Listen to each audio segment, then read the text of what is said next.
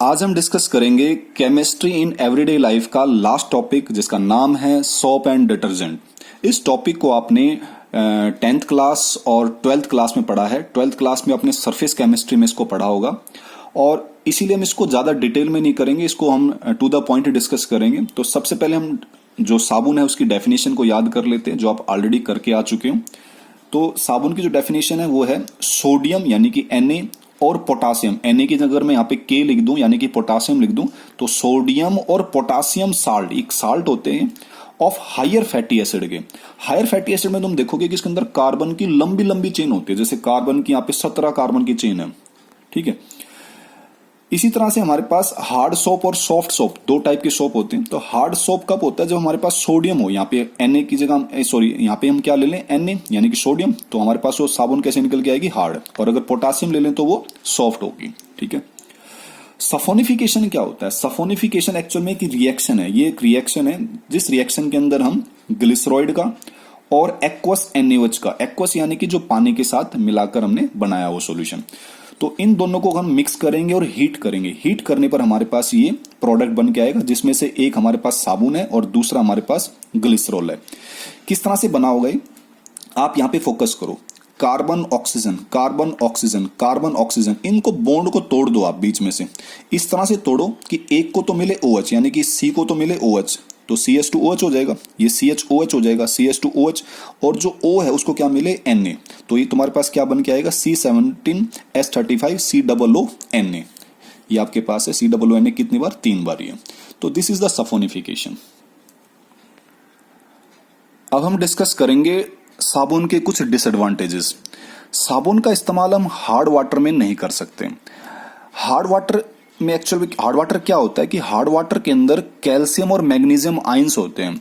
ये आयंस साबुन के साथ मिक्स होकर, साबुन के साथ, क्योंकि जब हम पानी का इस्तेमाल करेंगे हार्ड वाटर का और ऊपर से अगर हम साबुन का इस्तेमाल करेंगे तो वो आयंस ऑटोमेटिकली क्या होंगे, साबुन से कांटेक्ट में आएंगे। तो कांटेक्ट में आने से एक वो इनसॉल्युबल पीपीटी बनाते हैं जिसको हम बोलते हैं स्कम, और ये दिखने में कैसा होता है, ये कर्डी व्हाइट पीपीटी होते हैं। कर्ड यानी कि दही की तरह, जो कर्ड की तरह, उसकी तरह ये दिखाई देते हैं। ये जो इनसॉल्युबल पार्ट होता है ना, ये कपड़े के साथ चिपक जाता है, और चिपकने से क्या होता है कि जब हम साबुन का इस्तेमाल करते हैं तो साबुन की जो एबिलिटी होती है कपड़े को साफ करने की वो रुक जाती है, वो ब्लॉक हो जाती है, यानी कि कपड़े से चिपक जाता है, फिर साबुन कपड़े को जो ना अच्छे से धो नहीं पाता है। तो इस वजह से हम साबुन का इस्तेमाल हार्ड वाटर में नहीं कर पाएंगे। इन रिएक्शन को समझते हैं। एक रिएक्शन को समझ लो, दूसरा बिल्कुल वैसे ही है। आपने यहाँ पे मैग्नीशियम आयन लिया जो कि आपको हार्ड वाटर से मिलेगा, और ये साबुन है आपके पास। मैग्नीशियम की वैलेंसी 2, इसीलिए हम यहाँ पे हमने 2 बार ही लिख दिया है। तो हम क्या करेंगे, मैग्नीशियम को इसके साथ जोड़ेंगे और Na बाहर निकलेगा। कितनी बार बाहर निकलेगा, 2 बार ही बाहर निकल जाएगा, और Na की जगह क्या आ जाएगा, मैग्नीशियम 1 बार, क्योंकि मैग्नीशियम की खुद की वैलेंसी क्या है, 2 है। तो मैग्नीशियम आपने 1 बार ही लिखा, ये आपने 2 बार ही लिखा ताकि ओवरऑल बैलेंस हो जाए। सिमिलरली मैग्नीशियम की जगह आप क्या ले लो, कैल्शियम, तो सेम रिएक्शन बनेगी। तो इन दोनों में फोकस करना आपने इस पार्ट के ऊपर। यही आपके पास कैसा पार्ट है, इनसोल्युबल, यानी कि जो घुलता नहीं है पानी के साथ। क्लियर। साबुन को हम एसिडिक सॉल्यूशन के अंदर भी इस्तेमाल नहीं कर सकते, क्योंकि again acidic solution, acidic medium के अंदर क्या होता है कि जो फैटी एसिड होता है वो पीपीटी के रूप में होता है, प्रिसिपिटेट, वो यानी कि घुलता नहीं है वो भी, तो वो भी दिक्कत करता है कपड़े को साफ करने में, ठीक है। नेक्स्ट हमारे पास है डिटर्जेंट्स।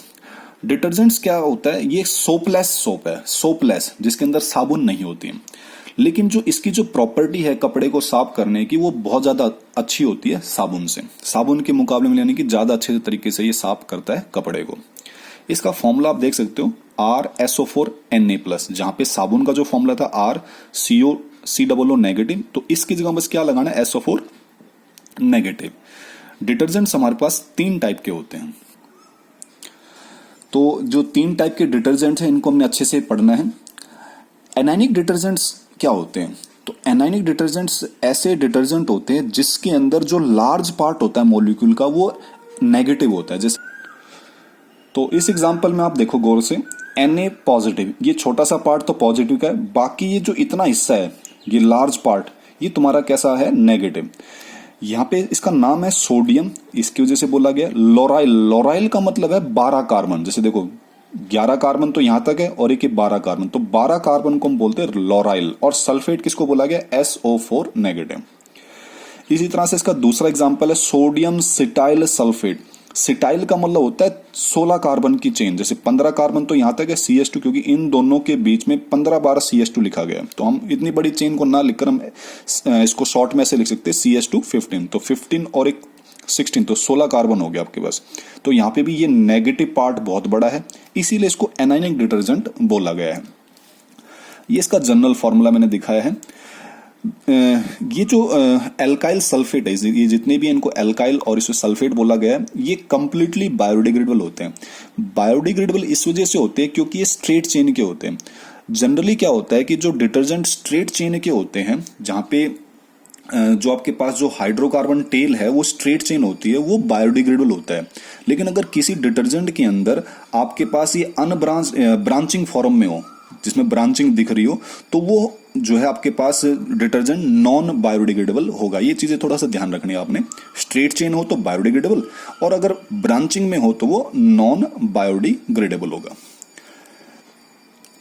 इसी तरह से आपके पास है कैटाइनिक डिटर्जेंट। कैटाइनिक जैसे नाम से पता लग रहा है, जिसमें बड़ा पार्ट क्या होगा? कैटाइन का होगा। कैटाइन यानी कि पॉजिटिव। तो इस एग्जांपल के ऊपर फोकस करें आप।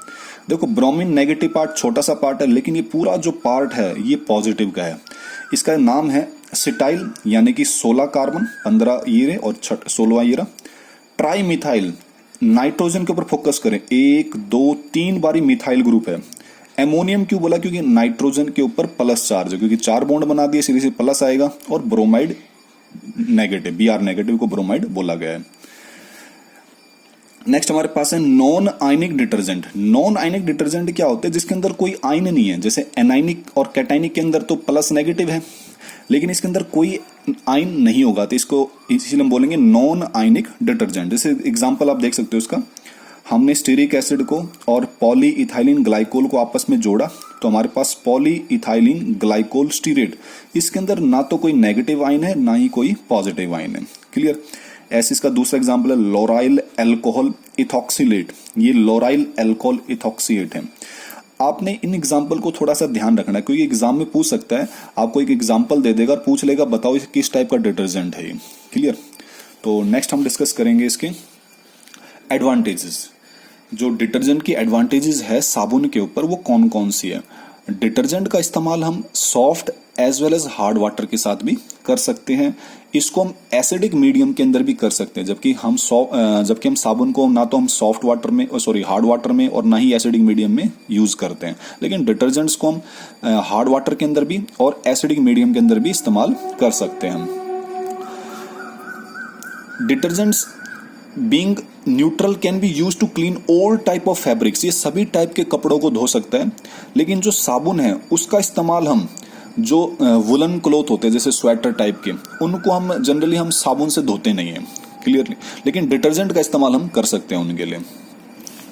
कुछ डिसएडवांटेजेस भी है डिटर्जेंट का। सम डिटर्जेंट्स आर नॉन बायोडिग्रेडेबल। कुछ डिटर्जेंट्स ऐसे होते हैं जो नॉन बायोडिग्रेडेबल होते हैं, और इस वजह से वो जो एक्वेटिक जो लाइफ होती है, यानी कि जो पानी में रहने वाले जीव जंतु होते हैं, उनके लिए नुकसानदायी होते हैं, क्योंकि वो पानी को क्या करता है? खराब करता है। डिटर्जेंट जो है ना पानी को खराब करते हैं। लेकिन कौन से? नॉन बायोडिग्रेडेबल वाले। अभी हमने थोड़ी देर पहले पढ़ा था कि कुछ डिटर्जेंट ऐसे होते हैं जो कि बायोडिग्रेडेबल होते हैं। वो कौन से होते हैं? स्ट्रेट चेन वाले।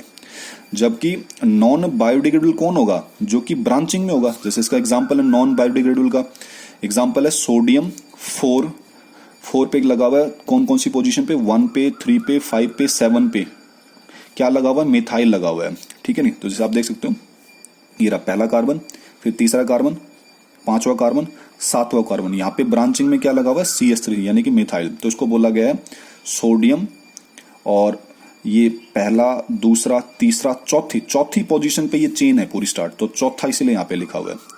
क्लियर? तो sodium 4 position 1 3 5 7 tetra methyl octyl benzene sulphonate. ठीक है? ऑक्टाइल क्यों बोला? क्योंकि यहाँ पे 1 2 3 4 5 6 7 8 कार्बन है। तो इस तरह से हमारा ये टॉपिक कंप्लीट होता है।